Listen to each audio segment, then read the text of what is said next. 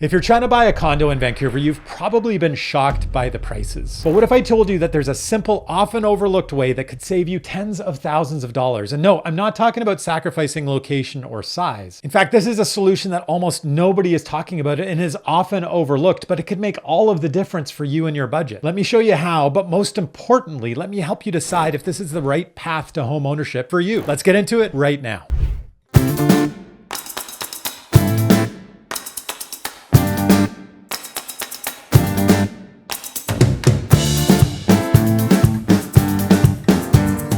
My name is Sebastian Albrecht with the Living in Vancouver, BC team, and welcome back to the channel. This channel is all about moving to and living in Vancouver. And every week I put out videos just like this one. This week we're talking about one of the hacks in Vancouver's real estate market, the way that you can make living in Vancouver a little more affordable if you're looking at buying a condo. And what is that hack? Well, it's questioning an assumption that so many of us make. Do you actually need parking when buying a condo in Vancouver? And there's two massive considerations. Number one, do you really need to live with a parking stall? Is that a requirement to live a happy life in Vancouver? And number two, is it a good investment to be buying a condo with a parking stall or not? Before we get into answering those questions, I want to get into a little bit of the background. How did we get to where we are today in terms of parking and condos? So as we know, Vancouver's real estate market is fairly expensive, and there's lots of ways that all sorts of different levels of government and developers are looking at making the ownership cost of real estate a little more affordable, a little more palatable. And for many years, developers in the Vancouver market have sort of separated out the cost of owning the condo from the other elements of condo ownership. So that includes parking and storage units and perhaps bike lockers. And so you may find that a condo might cost you, the sticker price might be $700,000, but they might charge anywhere from $50,000 to $100,000 for a parking stall. They might charge anywhere from $3,000 to $10,000 for a storage unit. And they might charge somewhere between $1,000 to $5,000 for bike storage.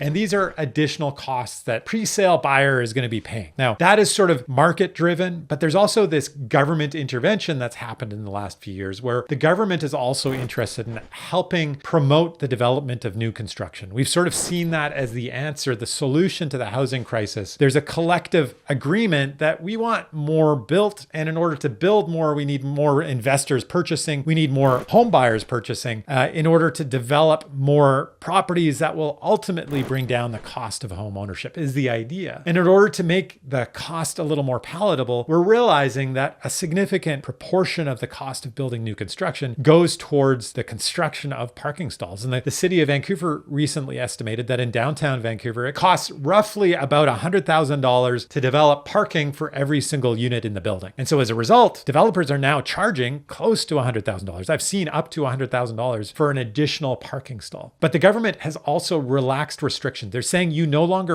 are required to have a parking stall for every single unit in the building. And that changed in 2018 in the downtown core. And again in 2023 for the West End and for the Broadway plan area. They're now saying that it's essentially market driven. The developer can decide how many parking stalls do you want to provide. But essentially what they're trying to do is alleviate that requirement to provide one stall for every unit that just drives up the cost. On top of what the city is mandating, the province has also gotten into the game. So now it's no longer just the city of Vancouver where you're going to find new developments no longer containing parking, but it's actually the transit-oriented development areas throughout Metro Vancouver, and those are primarily SkyTrain stations. So whether you're in Burnaby around Metrotown or Brentwood Station or Coquitlam Town Centre or in New West or in Surrey and Surrey City Centre, these are all areas that the province is also mandating you are no longer allowed to require a minimum number of parking stalls. And more, we're going to be finding that these new developments simply won't come with parking. So whether you're thinking of buying in downtown Vancouver, whether you want parking or don't want parking, don't forget, I am a real estate agent that has helped hundreds of people just like you move to Vancouver, find the right neighborhood, and find the right home within their budget. I can help you do exactly that. My contact information is right there on the screen. Whenever you're ready, reach out. And for now, let's get back to the video. Now, what is the reality of living in Vancouver without a car? I made a video a little while ago about how living in Vancouver is quite feasible without a car. It's unlike many metropolitan areas all throughout North America. This is one of the most densely populated areas in all of North America. In fact, it ranks 4th in North America in terms of density. It is one of the most walkable areas that you were going to find. With nearly 6,000 people per square kilometer in Vancouver, this is a city where you really don't need a car necessarily. It does depend a little bit on where you're going to be located, but most condos are built at the core of the downtown peninsula and the surrounding areas. Whether you head north to Lonsdale or whether you head south to an area like Kitsilano or Fairview, these are all very densely populated areas with a lot of shops and services and restaurants and cafes and schools and community centers and bike routes and everything there at your doorstep. You really don't need a car if you don't want to have one. And increasingly, they're making this more and more convenient. And more people are truly deciding, I don't need a car. I find very anecdotally that many people are getting older and older and not even getting a driver's license in cities like Vancouver. And I don't know if that's a temporary thing or not. I don't know if that's just a budgetary conscious decision. I don't know if it's an environmental decision either. But to a certain degree, this is something that is unquestionably happening in a city like Vancouver, that people are actually choosing to not have a car. And so if you're choosing not to have a car, why would you have a parking stall? Why would you be paying for that? We're going to get into what it actually costs to own a parking stall and pay for it in a little bit. But I want you to actually think about whether or not when you come to Vancouver, are you actually going to need it? Is having a parking stall important if you're going to decide not to own a car at all? And increasingly, there are solid alternatives to driving as we increase those bike lanes, as walkability increases. We have Uber, we have Lyft, we have bike shares, and we have scooter shares, and we have excellent public transportation. And like I keep saying, closer people are living to the most densely populated areas, the more often people are deciding, you know what, I really don't need a car. And in that case, does it make sense to own a parking stall or not? I guess really what it comes down to is we should be questioning the assumption that we have to have a parking stall. And especially when that parking stall adds so much to the cost of home ownership. So no matter what I say, there's still going to be people who are like, Sebastian, you're crazy. We absolutely need a car. And to be honest, I'm kind of in that position myself. I'm a salesperson. I also spend a lot of time in my car driving from one place to another. Plus, I have 4 kids. I can't imagine living without a car. So for those of you that are similar to me, whether you have kids or not, your priority or you feel that you really do need a car, we should be looking at this from an investment perspective. So let's consider, does it make sense to own parking, or would it maybe make more sense to rent that parking? Because you are able to rent parking, whether or not, depending on the situation, your building will still have parking and there will be parking stalls to rent within that building or perhaps in a public lot nearby. So looking at how much it costs to own parking, at the moment, I'm going to make some assumptions. Current interest rates for a 5-year fixed term are about 4%. I'm going to look at 3 possibilities of how much it's going to cost you to own parking. If it costs $50,000 to purchase that parking stall, that's going to cost you about $263 every single month. Over the course of 5 years of ownership, that's just shy of $16,000. For $75,000, if it's going to cost you $75,000 for that parking spot, you better make sure that you really want that parking spot. But that's going to cost $395 a month or $23,700 over a 5-year term. And then for the cost of $100,000, which, as I mentioned earlier in this video, is basically how much most developers are charging or considering, or essentially how much it costs them to build that parking stall in downtown Vancouver, that will cost you $526 every single month at a 4-year fixed term rate over a 5-year term, which equates to $31,560. That's a huge investment and a huge part of what it costs to own real estate in Vancouver. And if you think about a 1-bedroom condo in downtown Vancouver, that might cost $600,000. Well, essentially 20% of the cost is that parking. So you really want to think this through. Does it make sense for you and your lifestyle and your budget? And what is it costing you in terms of maybe you could buy a better building? Maybe you could buy a bigger unit instead of paying for that parking stall that you might never use, or basically is just storing your car for like 28 days out of every 30. Now, the alternative would be to rent. And what are we looking at in terms of rent? Typically in the downtown core, you're looking at somewhere around $150 to $200. But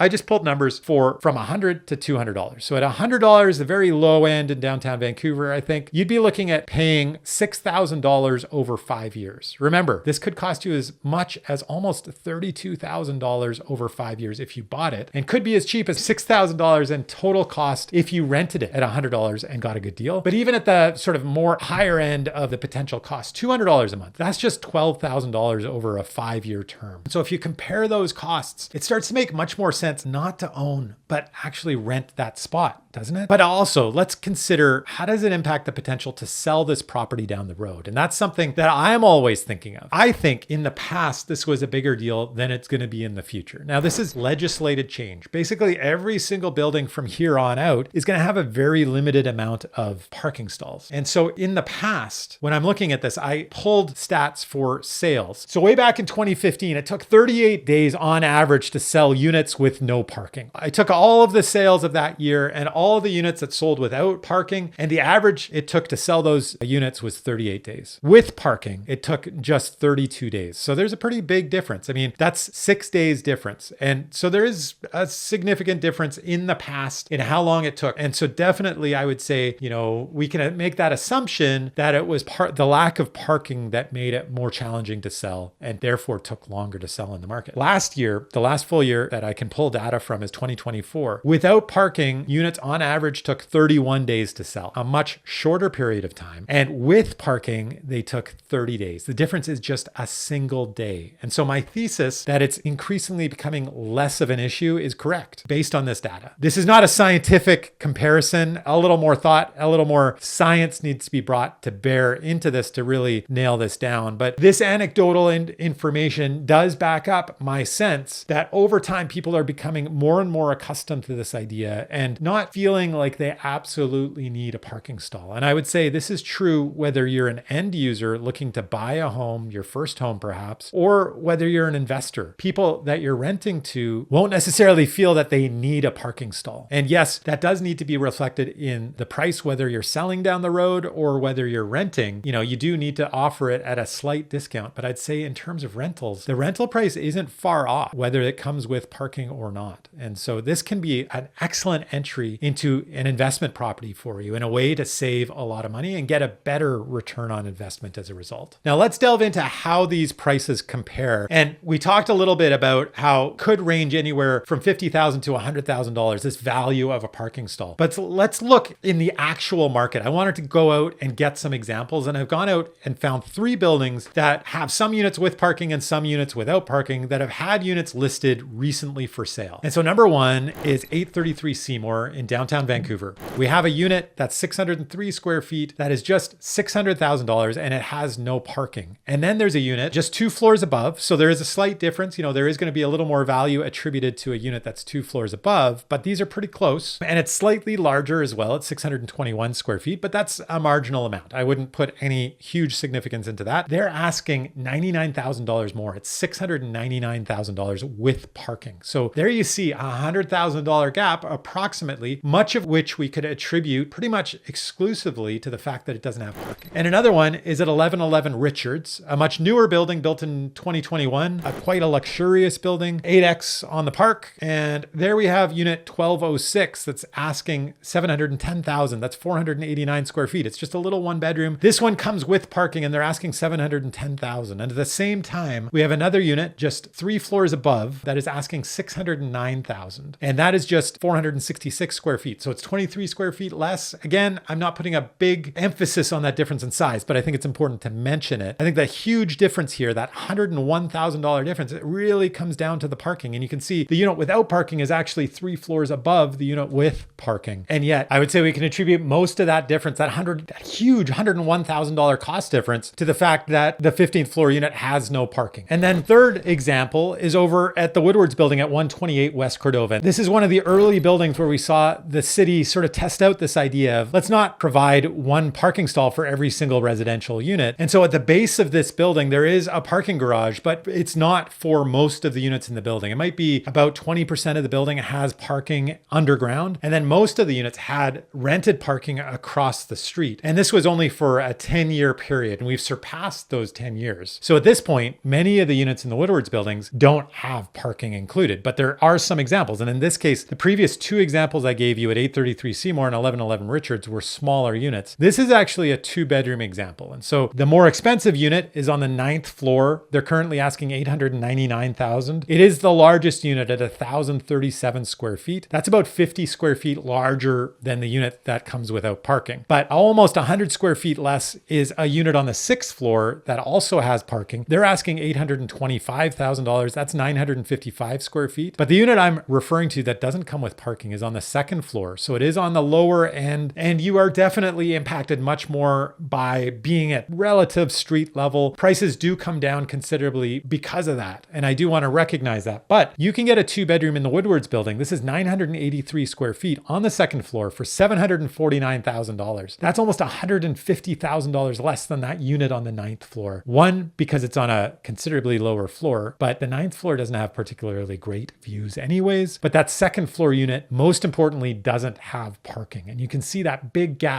between these units that have parking and this unit that does not have parking. And that's a substantial difference in the cost that you're going to be paying, the cost that you're paying today, and also the cost that you're paying over time as a result of the interest on the mortgage that you're paying on that big price difference. So maybe I've convinced you the idea of finding a condo in the Vancouver area makes sense without parking. Perhaps this is a way for you to find something within your budget, or perhaps get a larger unit or a better location, right? Maybe you want to be in an area that is more central, more walkable, or perhaps you just realize this doesn't make sense. I don't need to be paying for parking when I'm not going to have a car anyway. And so if you're trying to find one of these buildings, where do you find it? And I'd say there's essentially 3 different kinds of buildings where you're going to find this in the central Vancouver area. Number one are older buildings. And there are some older buildings that don't necessarily come with parking. And there's some buildings, Anchor Point at 950 Drake or 789 Drake is another building, where the strata owns the parkade and owns all the parking, and they rent it to the units. And so when you purchase in those buildings, you're not paying for the parking. And the cost of renting those parking stalls is actually pretty inexpensive. I mentioned this idea of paying somewhere between $100 and $200 a month. In those buildings, it might be $50, it might be $70. It's definitely under $100 a month. This is not a substantial cost. And so that might be one thing that you should consider, these older buildings. The other kind of older building are commercial buildings that were converted to residential buildings. And there's a few of them in downtown. One of them is the Electra building that comes to mind, 989 Nelson. Another one is the Cube at 1333 West Georgia. The Cube has parking, but not every unit. The smaller units in that building don't have parking. And the Electra has absolutely no underground parking. It was built at a time. It's actually pretty cool. If you look at pictures of that area at the time that it was built, it was just surrounded by surface level parking. And so they built that building and they didn't think you would need an underground parkade. That would be ridiculous. Well, obviously times have changed, but it's still an option for people that are looking for a more affordable condo option downtown. That is a place that I'd be looking. Number two are infill type buildings, particularly kind of in the Chinatown, downtown, crosstown area. And quite often these are loft buildings. And the city, in order to promote development in that area, was allowing developers to sort of backed away from the restrictions on parking pretty considerably. Some of those buildings have no parking whatsoever, and some of those buildings have very limited parking. So buildings like 66 West Cordova, 128 West Cordova, the Woodwards building, or 310 Water. These are all buildings where the city didn't require them to build massive underground parkades. And again, these are buildings where you do not have to pay for that park. You can live in that area as a walkable community, but you would also be able to rent a parking stall nearby. The third kind of building are these new buildings that fit within the new building code. And this lack of requirement, this lack of minimum parking stalls impacts new buildings that have been built in the downtown core. And so a couple of them that come to mind, 1111 Richards, that's 8X on the Park, 889 Pacific, that's the Pacific, 620 Cardero, the Cardero, and 1480 Howe, Vancouver House. These are all buildings where not all of the units actually come with parking, where the developer was generally charging extra for parking. And these are generally more luxurious buildings as well. So you have an opportunity to buy brand new, high quality, excellent new buildings in downtown Vancouver and not have to pay for parking if you don't want to. And so once again, I just challenge the assumption that you're required to buy a unit with parking. We've seen how the investment may not make sense. It might make sense for you. You may love the convenience of owning a parking stall, of having your own car, and you may need that. Perhaps it doesn't make sense to buy it. Perhaps it makes sense to actually rent that instead. Or perhaps it makes more sense for you and your lifestyle not to spend money on owning a car when you move to Vancouver. And I did make a video all about living in Vancouver without a car and how it's a really feasible option. And increasingly, this is a feasible option, not just in the downtown core, but in other parts of the city of Vancouver, as well as other parts of Metro Vancouver. Areas like New Westminster, Surrey City Centre, Coquitlam Town Centre, Port Moody Town Centre, areas like Metrotown and Brentwood and Lougheed in Burnaby, all of these areas are increasingly becoming more walkable, and the alternatives to driving are increasingly becoming more convenient and less expensive. And so more people are making that choice. And so if you're thinking of making that choice, I think think maybe it makes sense. But if you are thinking of moving to Vancouver and buying a home, what also makes sense is reaching out to me, as I've helped hundreds of people just like you find the right neighborhood and find the right home. And so if you're thinking of doing that, reach out anytime, whenever you're ready. But if you're not quite ready, I have well over 100 videos designed exactly for people in your situation who are trying to figure out if Vancouver is the right place to move to, and if it is, exactly where they should end up. So be sure to check out my massive back catalog of videos. And in the meantime, there's one video I really do want you to check out, and it's this video I did all about whether or not you need a car when living in Vancouver. Thank you so much for watching, and I'll see you next week.